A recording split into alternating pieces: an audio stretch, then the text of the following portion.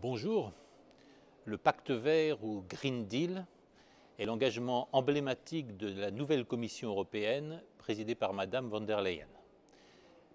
Le moins qu'on puisse dire est que les nuages noirs s'accumulent sur le Green Deal.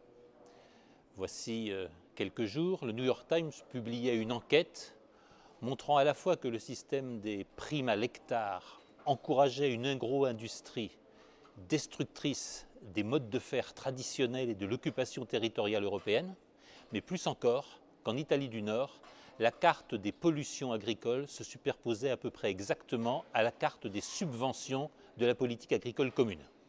Il faut savoir que la politique agricole commune, c'est de l'ordre de 40 milliards d'euros par an. C'est probablement le système de subventions le plus important et le plus opaque au monde. Au même moment en France, paraissent des chiffres inquiétants. La consommation de pesticides aurait augmenté de 50% dans l'agriculture française au cours de ces dernières années.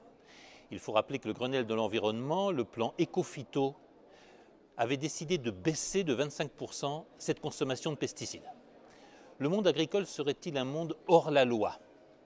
Force est de constater en tout cas que le Green Deal ne tiendra aucune de ses promesses s'il ne s'attaque pas au problème des pollutions agricoles, de la mort des terres et de la vie sur nos terres. C'est quelque part notre santé qui est en jeu, mais c'est aussi la qualité et l'abondance de l'alimentation humaine qui se trouvent en jeu. Le Green Deal, de manière impérative, doit traiter cette question des subventions agricoles et des subventions à la pollution.